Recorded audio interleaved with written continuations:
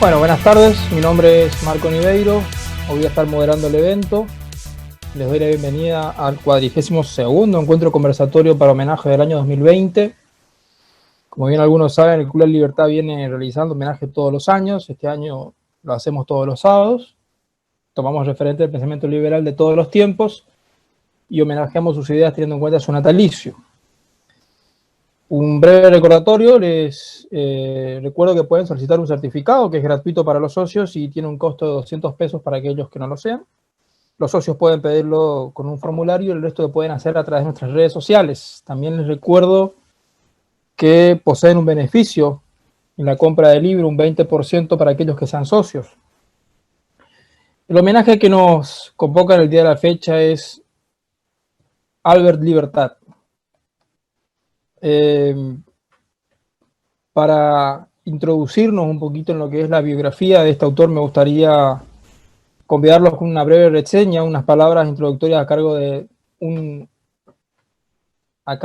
de los participantes del equipo de homenajes, que es Franco Ezequiel Romero.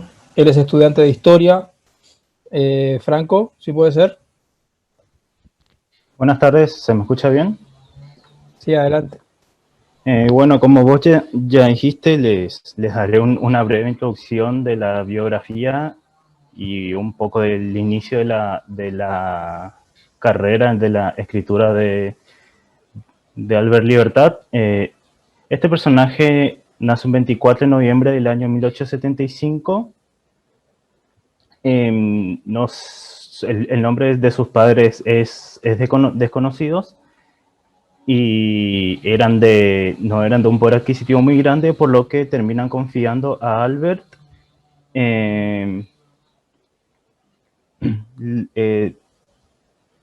sí, lo terminan confiando a la asistencia pública para su crianza. Libertad fue un escritor anarco-individualista francés que quien fundó la publicación anarquista llamada La Anarquía. Desde muy joven, este personaje se volvió un importante propagandista y abanderado del movimiento anarquista de la Francia a fines del siglo XIX y comienzo del siglo XX. También a esa tan corta edad comenzaría sus primeros pasos en la escritura. A fines del, como ya dije, el siglo XIX, si se quiere ser más específico, el año 1899, colabora con Aristide Briand en la edición del periódico libertario La Larchen, con Sebastián Faure editando el Journal du People a principios del siglo XX, junto con la imprenta Lani Lachan. Ya a principios del siglo XX, en el año 1901, escribe varios artículos en el Journal du Syndical du Correcteurs y en el Lloyd de Vivre, siendo apoyado en aquella época por el grupo libertario Los Iconoclastas. Lo digo en español, pues no me sale la pronunciación en francés. Hacia el año 1902 será uno de los fundadores de la Liga Antimilitarista Organismos, un organismo de pretensiones revolucionarias. Ese mismo año, y también en el año 1904, Libertad lanzará distintas campañas en pro del abastecimiento de lo político. Ya en el año 1905 funda el periódico individualista La Anarquía, y diversos intelectuales colaboran con él. En nombre de algunos, por ejemplo, André Lourot y Émile Armand. Y en conmemoración del aniversario del 14 de julio de la fundación de este periódico, Albert imprime y publica el manifiesto llamado La Bastilla de la Autoridad. Albert era mucho de organizar fiestas, bailes y excursiones al campo, ya que él veía al anarquismo como la alegría de vivir y no como un sacrificio militante instinto como un sacrificio militante distinto. También buscaba reconciliar los requerimientos del individuo, haciendo más referencia a la necesidad de su autonomía con la necesidad de destruir a la sociedad autoritaria.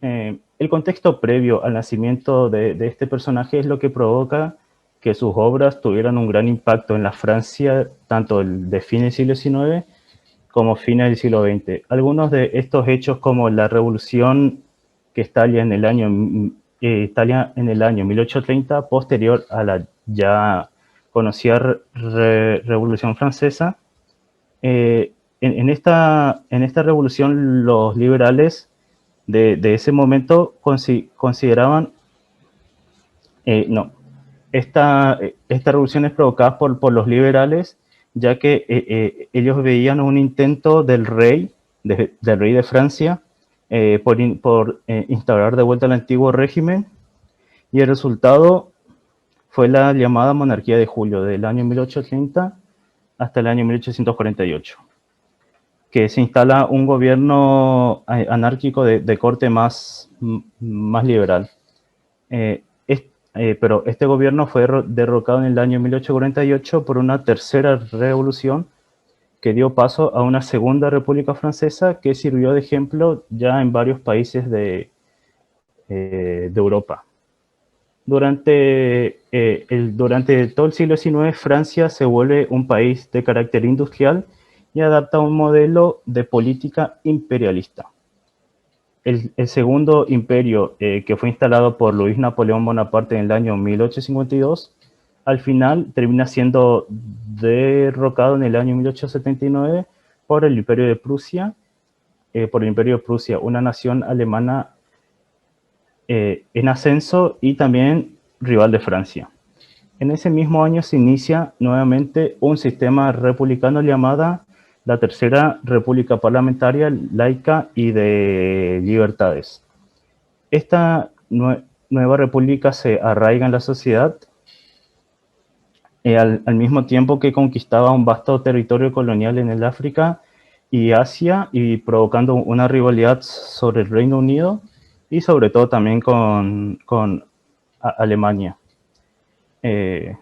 Francia, a fines del siglo XIX, entre fines del siglo XIX y comienzo del siglo XX, pacta con el Reino Unido lo que después será conocido como la Triple Entente, junto con Rusia, que combatirán contra Alemania y los imperios centrales en la Primera Guerra Mundial. Bueno, ya para ir cerrando un poco esta pequeña introducción, lo que buscaba Albert Libertad con estos escritos era superar la dicotomía falsa entre la revuelta individual y la revolución social, entendiendo que la primera es solo un momento de la segunda, pero ciertamente no su negación. Ya que él decía que la revuelta solo puede nacer de la específica tensión individual, lo cual en su expansión solo lleva a un proyecto de liberación social.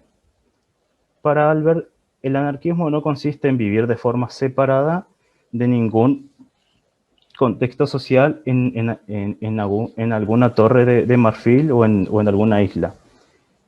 Tampoco vivir en sumisión de los roles sociales, posponiendo el momento de la rebelión.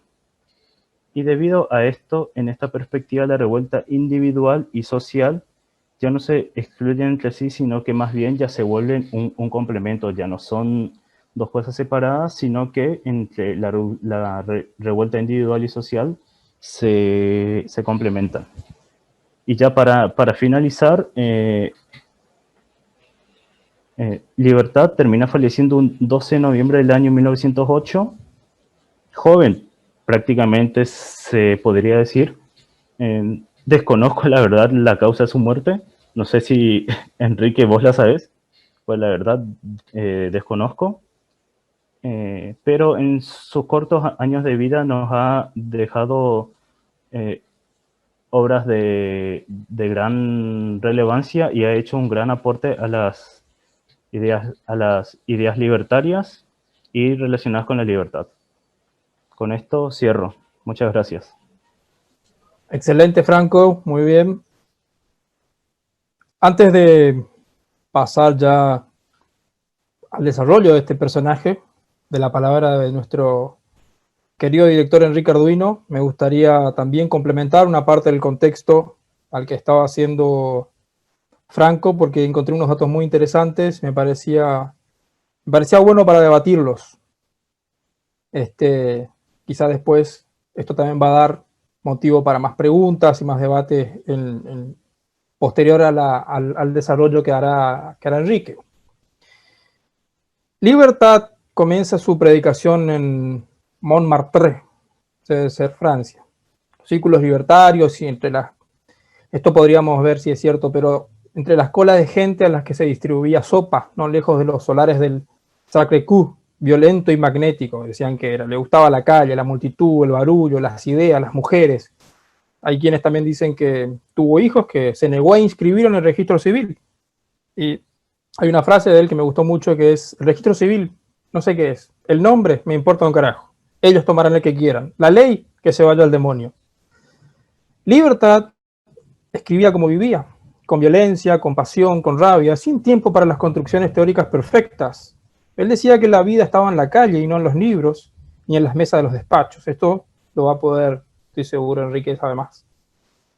Una calle que Libertad conocía bien, en la que había dormido muchas veces y en la que se había peleado muchas veces, en la que se había enamorado de las hermanas Morán, que le dieron un hijo cada una, y en la que había conocido a Louis Miquel, la heroína de la Comuna, que le dio las llaves de la redacción de La Liberté porque las noches en París eran frías y en los bancos del parque se dormía mal. En sus artículos, Libertad defiende una concepción del poder entendido no como algo que se posee, sino como algo que surge en una relación. Es decir, el poder no es algo que tienen los de arriba, sino algo que consienten los de abajo. De ahí que sus textos critican tanto a los explotadores como a los explotados, que toleran su situación, y a los amos y a los esclavos satisfechos. Hay muchas frases muy interesantes, como por ejemplo, para citar algunas, y acá con esto cierro: eres el criado voluntario, el doméstico amable, el lacayo, el arrastrado, el perro que rame el látigo, arrastrándote bajo el puño del amo. Libertad lucha contra toda esta forma de poder, de autoridad, incluidos los sindicatos. Eso me llamó mucho la atención. Me gustaría, Alberto, ahora si se puede, tengo un breve video para...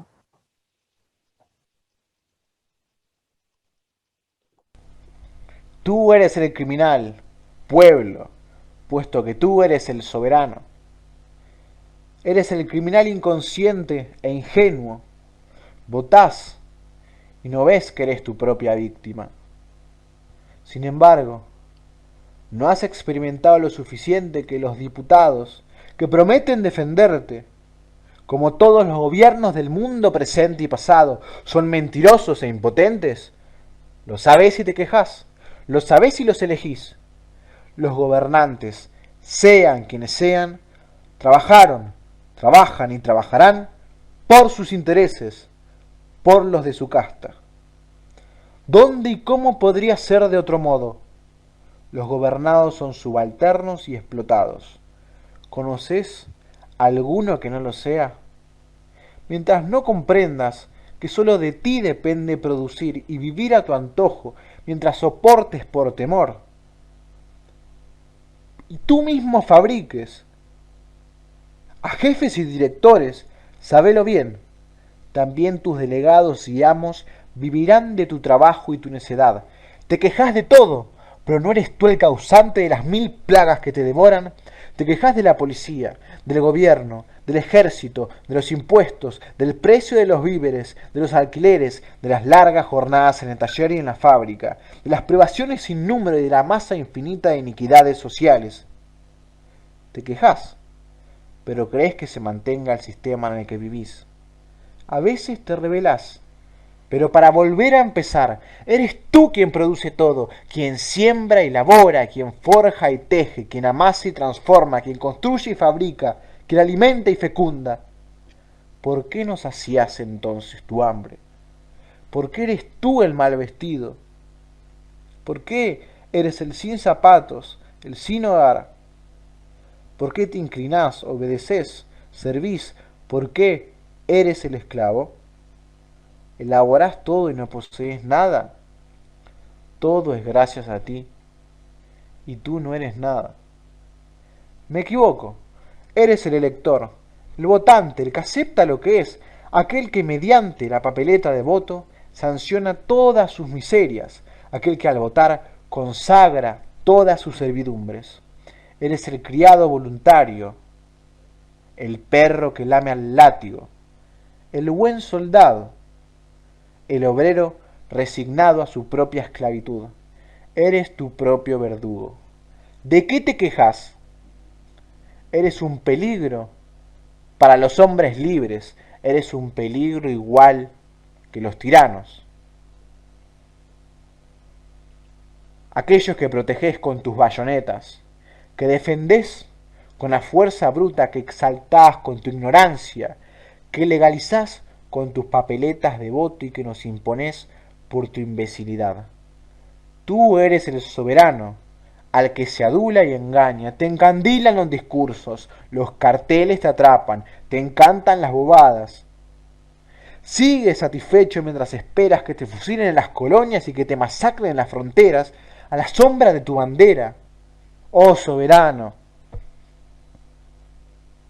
te engañan y te venderán mañana. Es que tú mismo te pareces a ellos. No vales más que la horda de tus famélicos aduladores. Eres incapaz de liberarte por ti mismo. No quieres, luego no puedes ser libre. Vamos, votá. Tené confianza en tus mandatarios, cree en tus elegidos, pero deja de quejarte. Los yugos que soportás, eres tú quien te los impones. Los crímenes por los que sufres, eres tú quien los comete. Tú eres el amo, tú el criminal. Ironía, eres tú también el esclavo y la víctima. Nosotros cansados de la opresión de los amos que nos das, cansados de soportar su arrogancia, cansados de soportar tu pasividad, venimos a llamarte a la reflexión, a la acción. Venga, quítate el estrecho traje de la legislación, lava tu cuerpo, para que mueran los parásitos y la miseria que te devoran. Solo entonces podrás vivir plenamente. El criminal es el elector.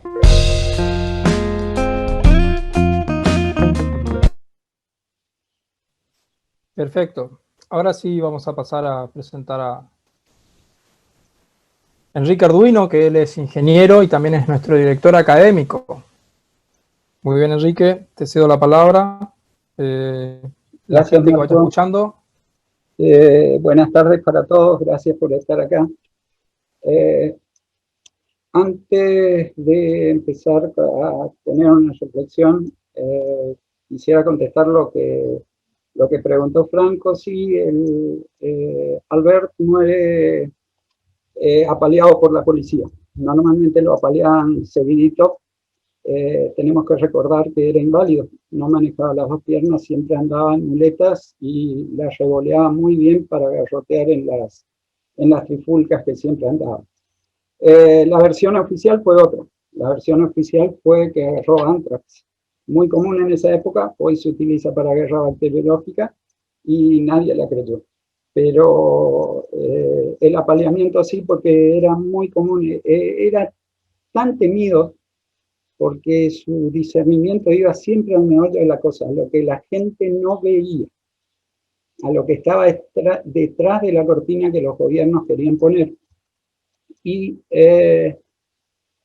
cuando empezó su recorrido para distintas actividades relacionadas con el abstencionismo, que él fue candidato a diputado por una lista abstencionista, porque decía que con eso se desvalorizaba la elección del gobierno y se podía imponer más fácil el anarquismo. A todos sus actos y todo el día lo seguían 2 policías. Tenía consigna policial para ver qué es lo que decía y qué es lo que quería lograr Albert. Josep,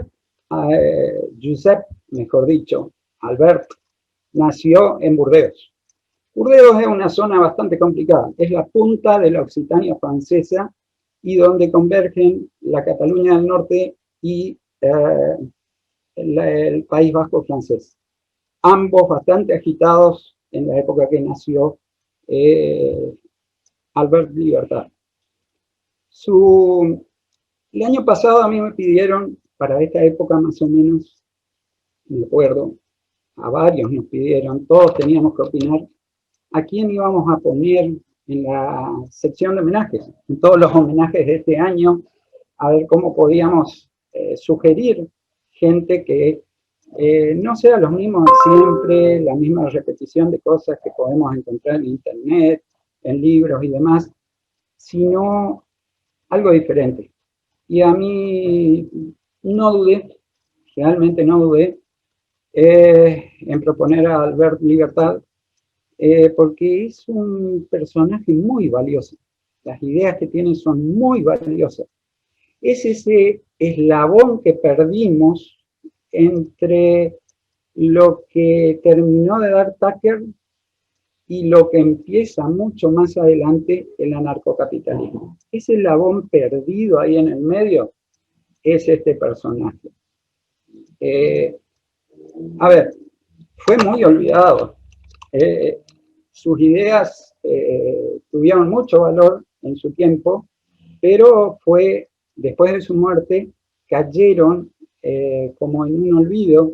Le pasó lo mismo que le pasó a Spinoza en el siglo XVII con sus ideas racionalistas, hasta que a principios del XIX los alemanes empezaron a rehabilitar sus ideas. Le pasó lo que le pasó a Spencer.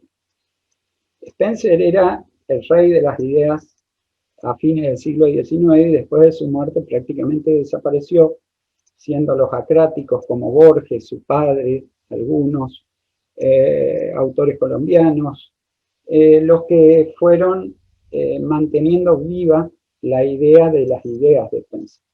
Bueno, en este caso, las ideas de Alberto Libertad reaparecieron 40 años después, cuando Victor Serge, que era un escritor belga y anarquista, que participó en la Revolución Rusa, que escribió sus memorias un poquito antes de morir. Serge lo había conocido, Serge era una criatura y lo había conocido especialmente en las revueltas previas, lo conoció en Francia, sí, y después actuando también en las revueltas previas a lo que 15 años después se convirtió en la primera gran huelga general de España y que tuvo a Barcelona como uno de sus centros más importantes y donde se dieron los más violentos enfrentamientos entre las fuerzas del Estado y los huelguistas. Quien estaba ahí con sus muletas, Albert Libertad. Burdeos es una ciudad, como ya les dije, es el borde de la Occitania francesa. La Occitania es una antigua región que se extendía desde lo que hoy es Cataluña hasta lo que es el valle de Aosta, en el Piemonte italiano. Todo el sur francés, inclusive hoy, habla occitano. Es un idioma que es el que realmente explica algunos idiomas que todavía no podemos comprender de dónde venían. No tenían una rama común que los contenga. Y siempre fueron muy rebeldes. Todo el sur de Francia contra el norte poderoso, París, fue muy rebelde. De ahí salió Albert, disminuido físicamente por su problema en las piernas. Eso no fue ningún inconveniente para él. Y también, como bien nombraron hoy, de un hogar no pobre, pero no muy adinerado, y que lo llevó a trabajar desde muy chico, pero sí tenía realmente, por la forma de pensar, por cómo encarar las cosas, si bien su carácter era bastante violento, eh, tenía una mente privilegiada. Desubicaba a cualquiera con sus intervenciones y principalmente nunca escribió libros. Los libros que existen de Albert son recopilaciones de sus escritos, que no llegaban a ser un panfleto, ¿sí? Sino más bien eran muy parecidos a las hojas de difusión que tenía el Lysander Spooner, donde desarrollaba un tema, como hoy se vio en el video, que ahora lo vamos a analizar un poquito, por ejemplo, el tema de quién es el culpable de que los gobiernos hagan mal las cosas.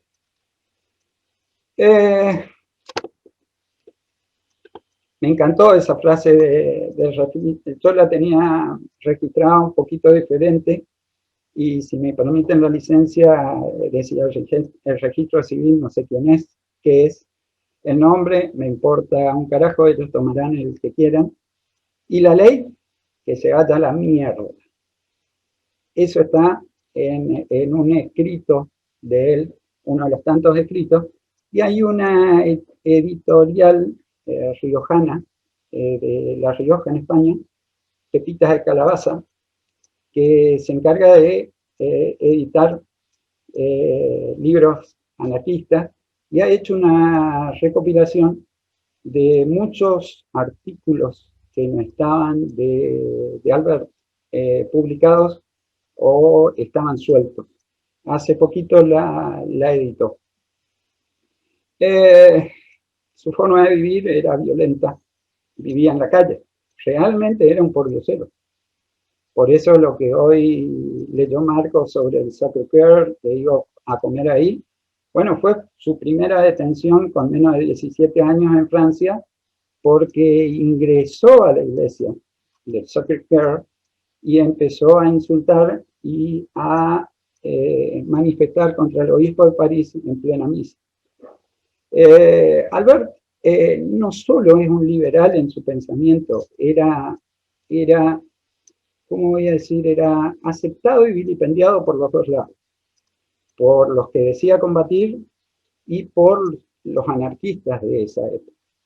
Era un liberal, aunque él no hacía siempre una distinción entre libertario y anarquista, pero era un libertario que pensaba, como hemos visto, muchas de las cosas que se han leído hasta ahora, nos hace pensar en decir, pucha, esto ya se decía a principios del siglo XIX, y esto creemos que es de ahora, de los libertarios.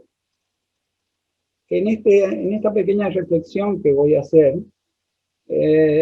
nos vamos a encontrar de que estaba muy asociado a su pensamiento, acumulaba, aglutinaba las ideas que después, o un poco antes, y dudo que él pudo haber leído a esos autores, por su condición social más que nada, y educativa, o un poco antes, ya lo habían dicho otros autores, o después algunos autores elucubraron esas ideas. Él en su pensamiento agrupaba a muchos autores anteriores y posteriores, y que los liberales tenemos como algunos como anarcoindividualistas, otros como filósofos, y sin embargo ya lo había pensado. Así que él pensaba, hablaba y actuaba principalmente como un libertario. Él decía que el libertario, el problema que tenía era que solo adulaba las ideas de la libertad. En cambio que el anarquista iba más allá, porque lo que quería combatir era el poder que se imponía al individuo. Entonces, pensando esto, nosotros con esa descripción que se dio de que era muy barullero, de que andaba en la pelea siempre, que iba a la barricada, que infringía todas las normas sociales de la época, que le gustaban mucho las ideas, tanto como las mujeres. Toda esa descripción, no nos vamos a imaginar nunca a Albert Libertad asociado a ideas como las de Tucker, como de la Boetier, como de Rand, como de Bastiat. Nos vamos a imaginar más pensando que estaba más asociado y que trabajaba inclusive con ellos, con ideas como las de Armand, la de Faure, la de Mella, la de Malatesta. Y déjenme decirle que nos equivocamos.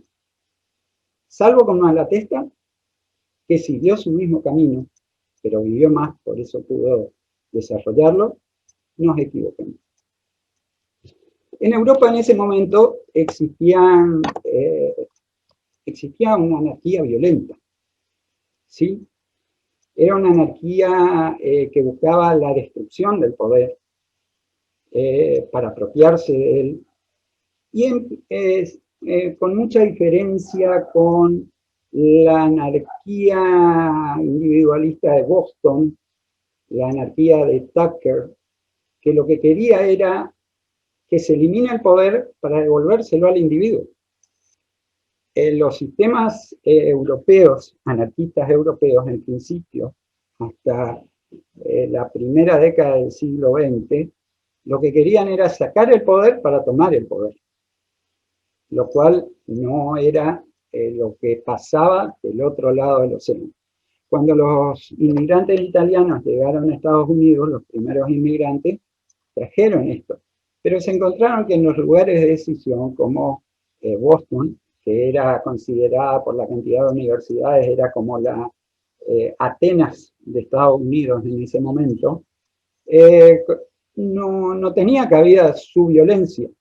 Entonces se instauraron en ciudades como Chicago, como Detroit, donde había una creciente industria y donde el tema de los derechos de los obreros era importante. Ese es un planteo de cuáles eran los anarquismos que estaban en boga en ese momento. Pero Albert tenía una gran diferencia con el anarquismo violento. No era un anarquista violento. Él pensaba, por ejemplo, que lo que tenía que buscar el anarquista no era su sacrificio o instinto de muerte.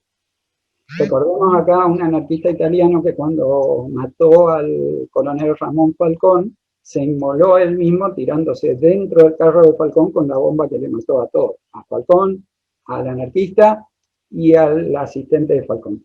¿Sí? Bueno, ese era el método. Él no creía en eso. Él creía en algo, que era la alegría de vivir. Y esa alegría de vivir, cuando uno lo lee profundamente las obras de él, uno entiende que décadas después es lo expresado en la filosofía del objetivismo por Ayn Rand. El hombre no vino a sufrir a la tierra, vino a buscar su felicidad. Y él entendía, Albert, que para poder lograr eso, él no lo llamaba como la búsqueda de la felicidad, sino la alegría de vivir. Lo primero que el hombre tenía que hacer era limpiar su cerebro de toda la instrucción que no servía y que fue impuesta por el gobierno para manejarlo, y empezar a hacerse responsable de su propia vida, lograr sus propias cosas. Y entonces viene la segunda gran diferencia que tenía con los anarquistas violentos, que era el tema de la propiedad privada. Él pese a no tener una casa, pese a dormir en imprenta, pese a dormir en la calle, pese a depender de los amigos que le den de comer, él decía que no hay que hacer la revolución o no hay que hacer este cambio para expropiar, para robarlo de otros, sino que hay que hacerlo para que cada uno pueda conseguir por sus propios medios lo que necesita.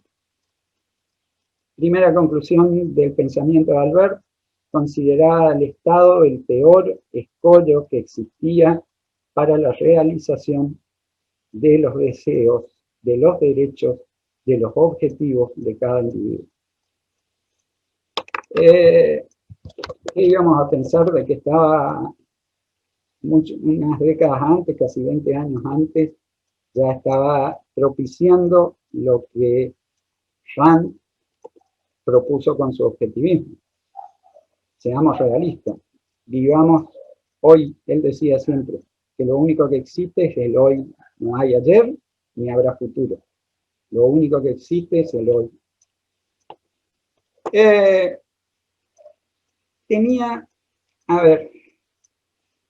Hay un artículo muy particular de él que se llama "El criminal es el elector". Yo cuando hace unos años pude empezar a leer a Albert Libertad, me llevé la gran sorpresa de que no era un pensamiento nuevo para mí, lo que él ya había escrito a fines del siglo XIX. Yo pensaba siempre que en los delitos de defraudación y estafa, en el Código Penal argentino, debería haber castigo para el que estafa y para el que es estafado.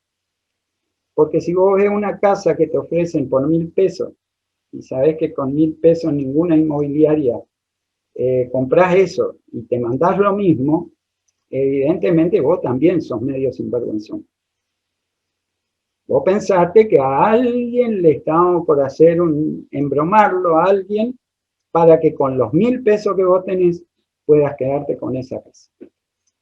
Evidentemente, esa es la idea de este artículo que Albert escribe, que es: el criminal es el elector. Y lamentablemente de esa sopa tomamos los argentinos el año pasado, por no haber leído a Albert. Si sabemos que el kirchnerismo, el peronismo, siempre hizo lo mismo. Ya Cristina Kirchner, en su reelección, cuando estaba una semana antes perdiendo por 10 puntos y después gana por más del 50%, prometió arreglar las jubilaciones.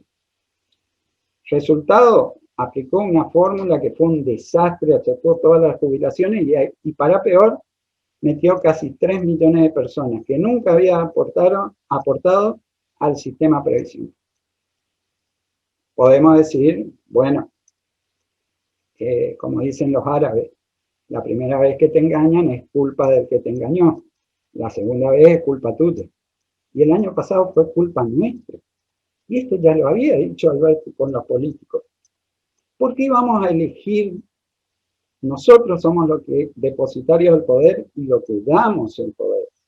¿Por qué tenemos que volver a elegir al que sabemos que va a hacer lo mismo? ¿Por qué tenemos que mentirnos nosotros mismos diciendo van a ser diferentes? O Alberto es más moderado cuando fue parte integrante de todo este gobierno, mientras estuvo en el gobierno y después. Ese era el planteo que hacía Albert Libertad y decía: deja de votarlos, el poder sos vos. Ese video que vimos recién lo dice perfecto, subraya bien y es el artículo que estamos hablando.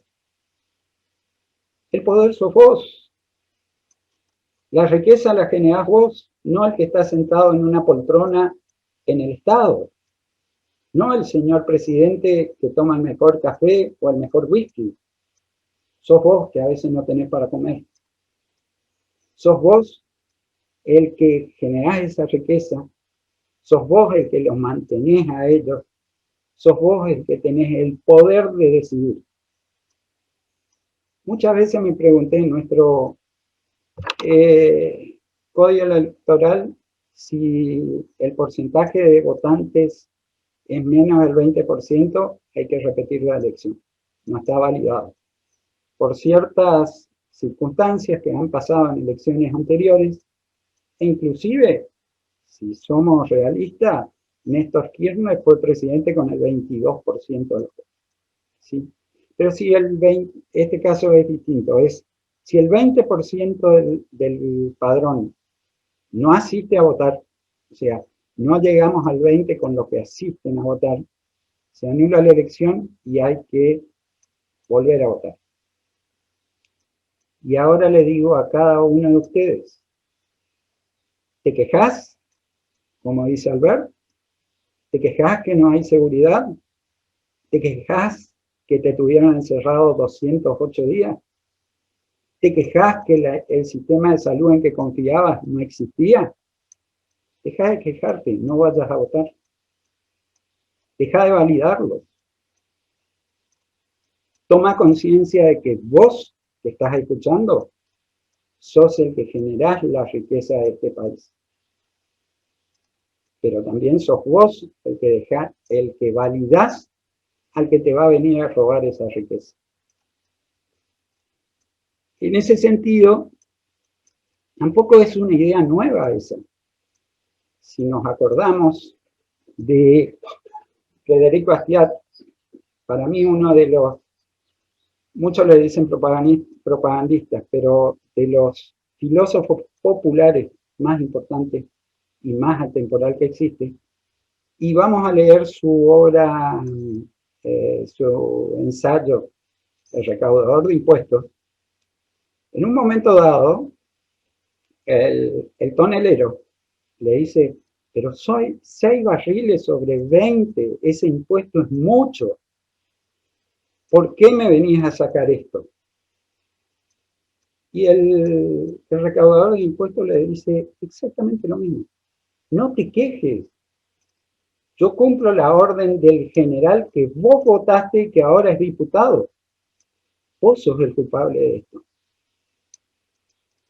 Y yo no creo que Albert haya leído a Bastián, mucho menos a Rand, porque murió mucho antes de eso. Pero es evidente que son ideas que son conductuales, que están siempre presentes tanto por la comisión del delito con que nos roban, como por la aceptación de nosotros mismos, en donde reside el poder, en nosotros, de votar para que dejarnos robar. Es el cambio que tenemos que lograr. Y esa era una de los grandes ejes de pensamiento de Albert Libertad.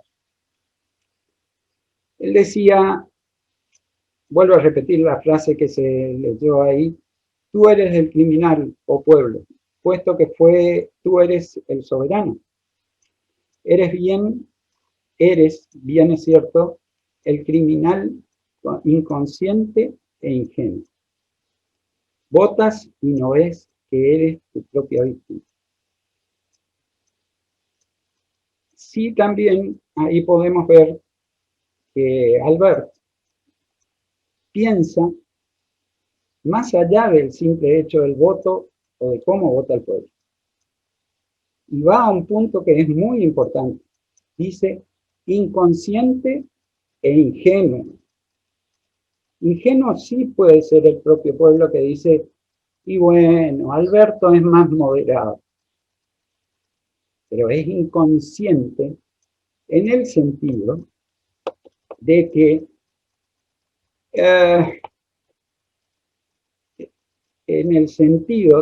él piensa de que la inconsciencia del votante borrego, si a él le hace mal, está bien, él votó, pero también plantea de que es la ruina, nos llevan esos votantes a la ruina de toda la sociedad, porque es toda la sociedad la que recibe el saqueo por los impuestos, por las tasas, por todo lo que el gobierno nos obliga a hacer en favor de ellos.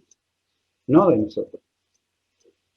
Y lo que plantea ciertamente es tener que cambiar el pensamiento.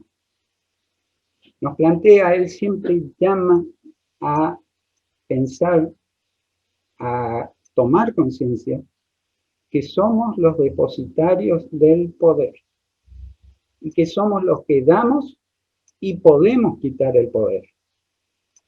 Pero no tenemos conciencia de eso, de que podemos también quitar el poder. Es una crítica velada también a los sistemas democráticos, que se llaman, donde se ponen ciertas condiciones que, aunque el que suba las contradiga, no cumpla el contrato democrático de su elección, nosotros no podemos hacer nada porque es antidemocrático.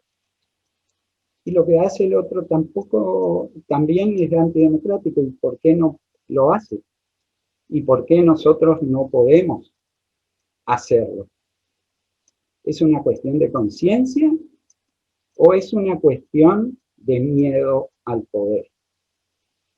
Ese es el planteo de Albert, que es muy distinto al hecho de poner bombas, matar gente, sino que es un planteo que se ensambla más con el de los anarcoindividualistas de Boston, pese a que vive el anarquismo violento de Europa y de ciudades como Chicago o Detroit. Él vive en un ambiente donde sus ideas son disruptivas, tanto para el gobierno como para sus propios camaradas anarquistas. Ahí tenemos que tomar conciencia, ya queda poquito, tenemos que tomar conciencia que Simone de Beauvoir también planteó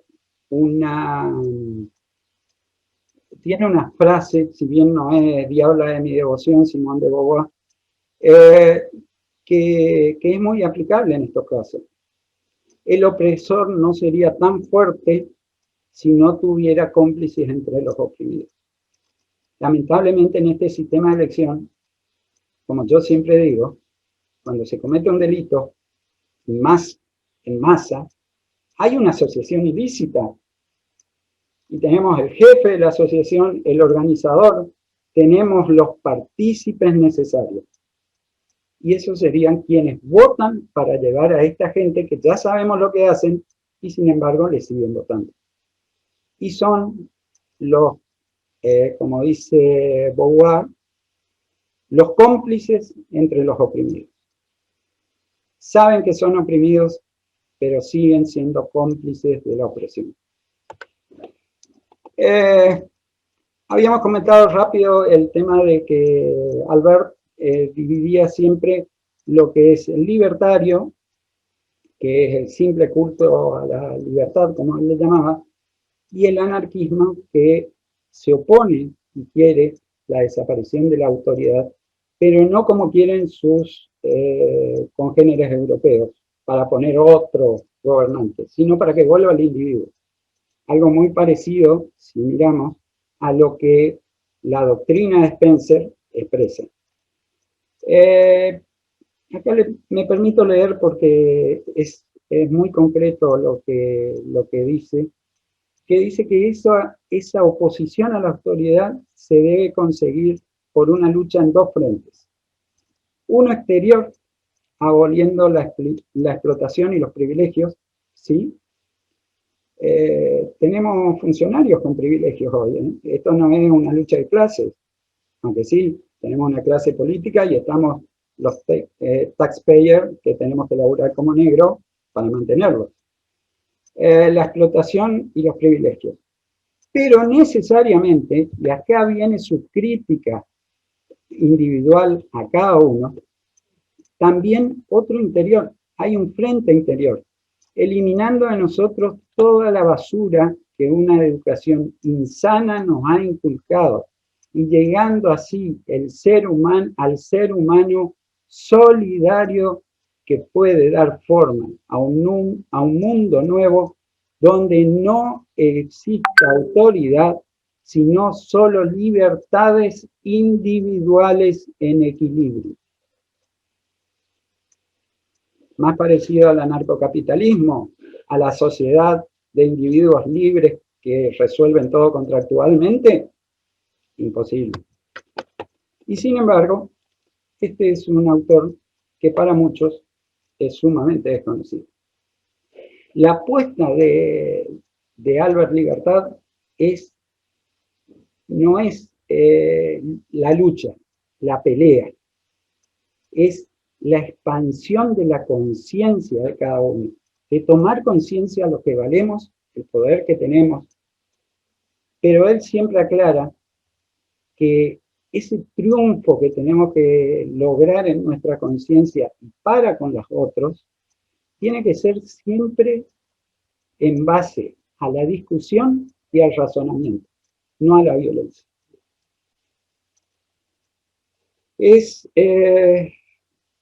Lamentablemente la brevedad de la vida de Albert Libertad no le permitió seguir desarrollando el esquema que iba logrando imponer. Así como a Tucker tampoco le permitió seguir desarrollando su esquema, el incendio de su librería, que era su fuente de ingresos y a la vez su fuente de difusión, a él, bueno, la muerte a manos de los policías franceses tampoco le permitió seguir este trabajo. Así todo, Albert Libertad, un autor generalmente desconocido para la gran mayoría, tanto en Europa como en América, es ese eslabón perdido, como decía hoy, entre el viejo anarco-individualismo, que no se llamaba así, no se animaban a llamarse así, y la aparición del nuevo anarcocapitalismo. Y es muy interesante leer muchas ideas que solo adjudicamos a Rothbard o a algunos autores así, leer los escritos de Albert Libertad y nos encontraremos que ya a finales del siglo XIX y principios del XX, aún sin saber sobre todas estas ideas, había alguien que ya pensaba así. Eso es todo. Muy bien, Enrique, muchas gracias. Antes de abrir el conversatorio me gustaría agradecer a Enrique, también a Franco, por el espacio por el tiempo, el esfuerzo, por haber participado. Ya tenía una pregunta en el chat de Ángela David Sánchez, que dice: ¿qué diferencia hay entre un anarcoindividualista y un anarcocapitalista? Bueno, primero, tenemos que entender una cosa. Cuando hablamos de anarcocapitalismo, es un término muy marketinero, anarco, que no queremos que haya poder o algo por el estilo, que no haya gobierno. Primero, cuando se trata el tema anarcocapitalista, tiene que ver con el capitalismo, ¿sí? Con el hecho económico, ¿sí? El anarcoindividualismo tiene que ver con el hecho social, con el hecho del individuo recuperando su cuota de poder. Pero tanto el anarcocapitalismo como el anarcoindividualismo, que es una misma vertiente solamente de dos áreas diferentes de lo que se está hablando. Uno se habla de lo social, de social como es ahora, otro es lo social como se manejaría. Nos falta hablar de la tercera parte, de cuál sería el sistema político que contenga esas dos cosas. Y el sistema político que contiene esas dos cosas existe, se llama acracia, que es el sistema político por el cual no se reconoce ni un poder de terceros por sobre el poder de cada individuo. Y es mentira que no va a existir un gobierno. No me canso de repetir esta explicación. Si hay un anarcoindividualismo, o sea, cada individuo toma las decisiones por sí mismo, se hace responsable de ellas y firma los contratos de actuación con quien él quiere y considere que es válido para hacerlo.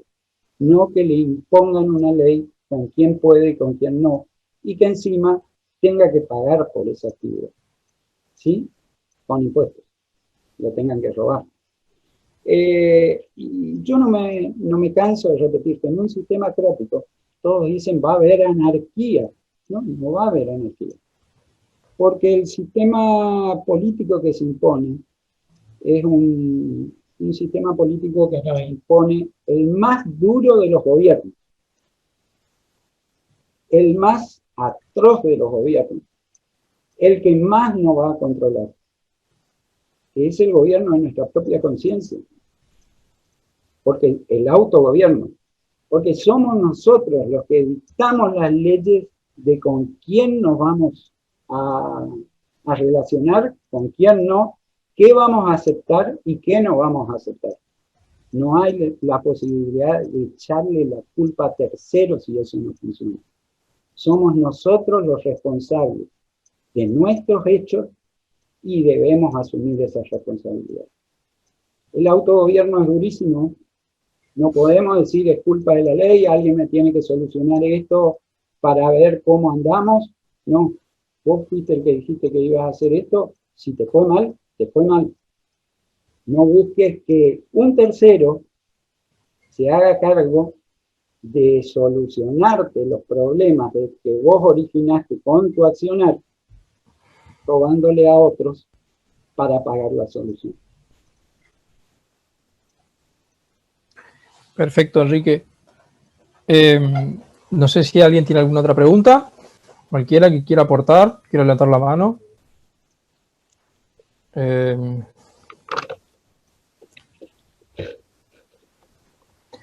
Enrique, hay otra pregunta también que es, así como la escuela austríaca tiene este método de estudio que es el individualismo metodológico, en Albert Libertad, ¿podemos encontrar alguna metodología para la cual él llega a sus conclusiones lógicas? No hay una metodología. Sí hay una metodología de donde él saca la experiencia para llegar a estas conclusiones. O sea, todas las metodologías aparecen mucho después. Él dice que la vida está en las calles. Esa era, si querés llamarlo metodología, era la observación real de lo que pasa a la gente y y él propone, en función a su intuición, a su pensamiento, su forma de pensar, las soluciones que él cree que pueden ayudar a la gente a solucionar esos problemas. Él estima algo que tristemente hoy es realidad. Los que tienen que resolver los problemas, los políticos, los funcionarios, están muy lejos del pueblo, muy lejos de la realidad del día a día del pueblo. Dicen, la inflación solo subió un 1% o un 3% y se asustan. Pero, ¿qué significa la inflación en el día a día para la gente? Doña Rosa, que apenas dio de comer ayer a sus hijos y sabe que si sube un peso más no tiene con qué darle de comer y subió un 3%, ¿le va a dar de comer a los hijos? ¿O va a tener que empezar a bajar la calidad de lo que le da de comer? ¿O inclusive va a tener que sentarlos un día y decir hoy no se come? Los políticos están muy lejos y todos hablan de crisis política, de que la gente, esto y sí, la gente está cansada, porque hoy ya no es más una grieta vertical que siempre existió, que es, como decía Borges, la democracia es una comodidad estadística para saber cuánto tiene uno y cuánto otro, y que es vertical, izquierda y derecha. Eso ya no hay hoy. Como le pasó a Alfonsín cuando la primera rebelión de Aldo Rico, la grieta es horizontal, estaban los generales para arriba, los coroneles y todo el ejército para abajo, cansados de ver un ejército pobre, disminuido, y unos coroneles ricos y haciendo negocio, unos generales ricos y haciendo negocio. Eso es lo que nos pasa hoy, y no en Argentina, en todo el mundo. estamos cansados los que trabajamos y pagamos impuestos, de ver que esos impuestos llegan a una clase que vive con un lujo que nosotros no podemos aspirar por todas las trabas burocráticas y legislativas que nos ponen para que no levantemos cabeza, y que, sin embargo, quienes venden su voto por una dádiva, que parece mucho, pero si nos ponemos a pensar, es mucho para ellos, porque nunca tuvieron nada. Algo a nada es mucho. Y entonces tenemos planes, tenemos los punteros, tenemos toda la gente que recibe dinero sin trabajar, o sin hacer el esfuerzo por trabajar. Entiendo que hay mucha gente que quiere volver a trabajar, pero les imposibilitan tanto y les obligan a seguir dependiendo de esa dádiva. Entonces, han creado el sistema, dictan las leyes, tienen la fuerza, te pueden empobrecer con la emisión monetaria y encima tienen los votos cautivos y asegurados de gente que si no recibe esa ayuda, no come. Ese sistema solo se cambia tomando conciencia que los depositarios del poder, el depositario del poder es cada uno de los individuos que integran la sociedad y que tienen el derecho y la obligación de pedir la devolución de ese poder cuando no se cumple con el contrato que se hace en cada votación. A mí me hablan de un contrato social, yo no lo firmé. Para nada. Ni sé quién es lo que dice tu contrato social. Todas son entelequias filosóficas, nada más. Porque esto, porque el otro. Ya nos dimos cuenta con Sócrates y con Aristóteles que no es el rayo no cae porque el Dios está enojado. Cae por una cuestión que tu razón la puede interpretar. Entonces, yo sí firmo un pequeño contratito cada vez que voto. Pero también tengo el derecho a darlo de baja o rectificarlo cuando el que yo voté, el que yo lo hablé, no está cumpliendo con lo que me prometió o me propuso que él iba a cumplir. Perfecto.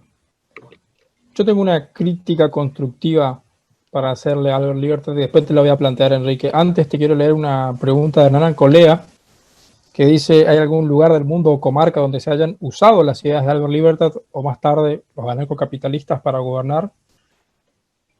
Y después también puso cómo organizar a las cuestiones del bien común sin el Estado.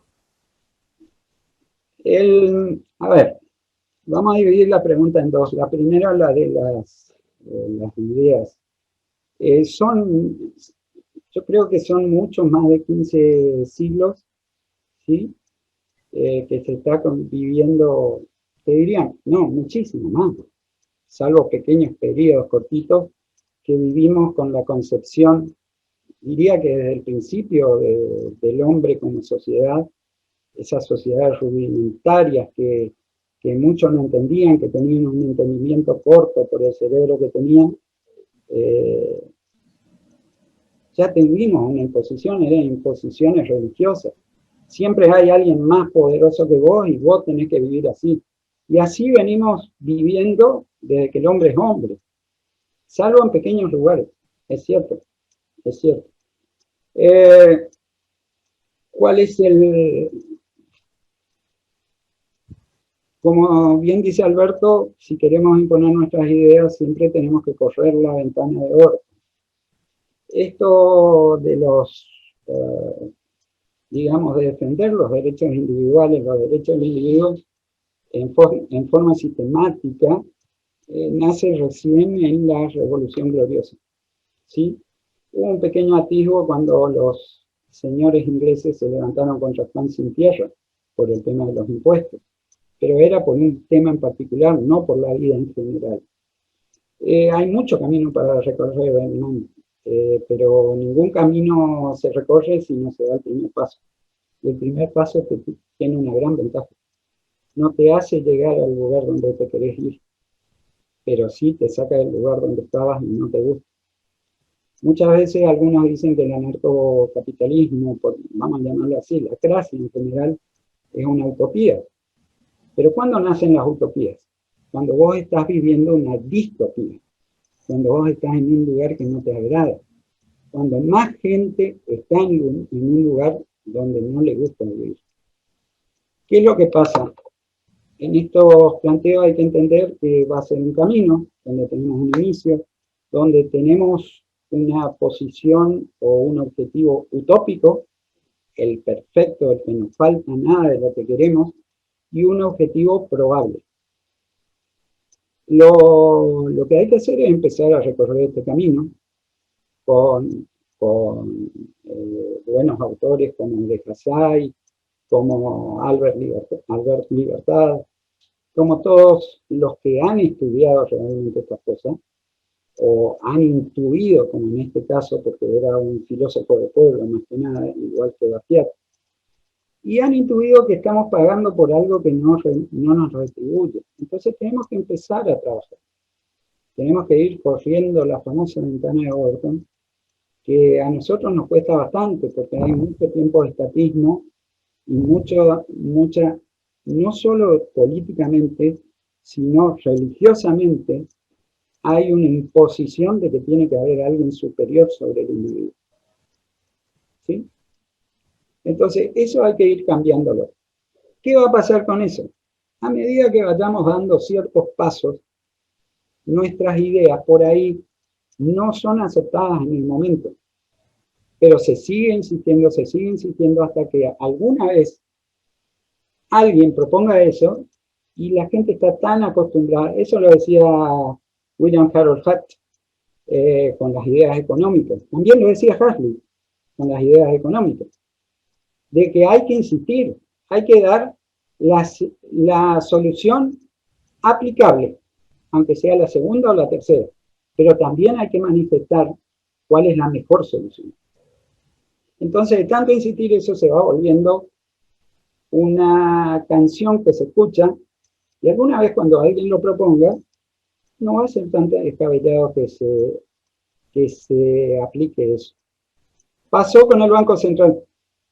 Hace 6 años y medio, 6 años, cuando hicimos nuestro primer Congreso de Economía Regional, que les recuerdo que la semana que viene es el próximo, el 7º ya, consecutivo y esta vuelta virtual, Javier Milei vino a hablar acá y tiró el hecho de que tiene que desaparecer el Banco Central.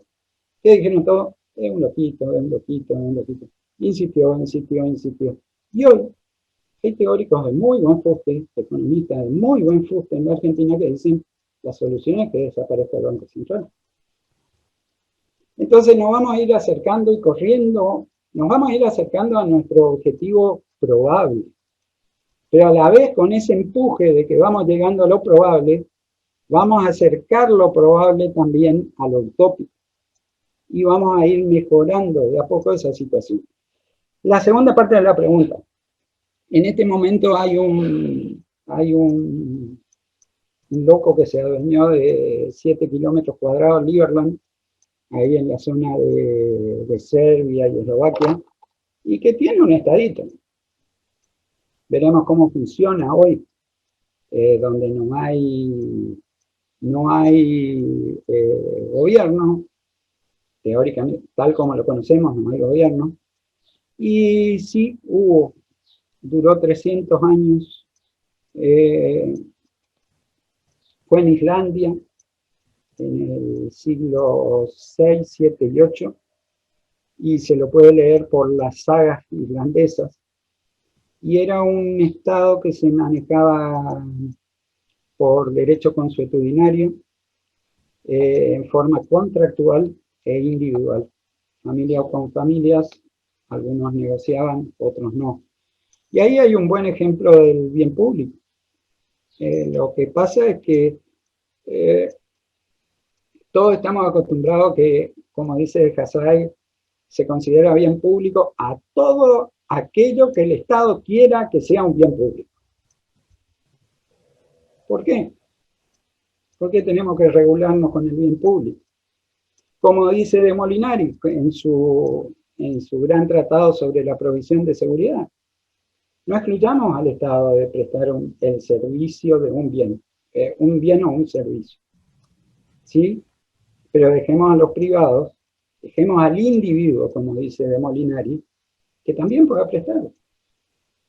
Como el individuo, digamos, tiene que arriesgar su propia fortuna y el Estado tiene la caja de los impuestos, el Estado siempre va a ser más ineficiente y va a dejar de prestar ese servicio por ineficiencia, porque el privado tiene que poner la poca plata que tiene y que gana para prestar ese servicio. Por eso va a ser eficiente.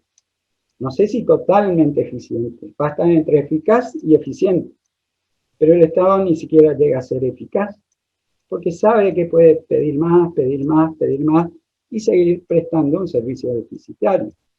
Entonces, lo público se tiene que convertir en algo donde todos podamos competir y que el individuo elija cuál es el mejor servicio o cuál es el mejor proveedor. Se atiende fácil. Está el libro de Linda Tannehill, John y Linda Tannehill, que se llama El mercado de la libertad. Todas las preguntas que ustedes quieran sobre cómo va a ser la seguridad, cómo va a ser digamos, la salud, cómo van a ser todos los servicios que sean. Los servicios es lo más fácil de arreglar. Están tratados ahí, son 14 capítulos donde trata todo. Todo es un libro como para que aquel que quiera entrar por primera vez a este tema y cómo serían las realidades de hoy en una sociedad contractual de individuos libres. Y no nos asustemos de la palabra contractual, porque no tiene que ver con lo contractualista, con la corriente filosófica contractualista, que estaba en Locke, que estaba Hobbes, que estaba Rousseau, que es una corriente que te quiere imponer al individuo de que porque Dios quiere, hay que firmar un contrato social. El primer piola que hizo eso fue Moisés, cuando bajó con la tabla de la ley, ¿sí? Y dijo, esto es lo que quiere Dios y yo soy el jefe. ¿Sí? Después se dieron cuenta, Hobbes, el libro es El mercado de la libertad y lo está editando ahora, no es Unión Editorial, sino El grito sagrado de Rosa Peltz, lo está editando en castellano. Y les recomiendo que lo sigan, a Gastón Gardela en Facebook. Él está traduciendo al castellano y produciendo los audiolibros de los capítulos de El mercado de la libertad. Vuelvo a lo mismo. El contractualismo es que nos quiere imponer de que nosotros firmamos nuestro contrato social. Y no es cierto. Yo no lo firmé. Yo no sé qué están diciendo ahí. Y si me lo mostraran, yo no aceptaría esa cláusula. Eso lo plantea muy bien Lysander Spooner cuando dice en su libro Sin Traición que obedecer a constituciones, que no te tenés que sentir un delincuente por no obedecer a constituciones, que lo único que hace es aceptar imponerte la subordinación al Estado. Porque como también lo dice Casay, que es mentira que las constituciones nos defiendan del Estado, sino que inclusive se alienta a que las constituciones modernas le den más poder de decisión al Estado.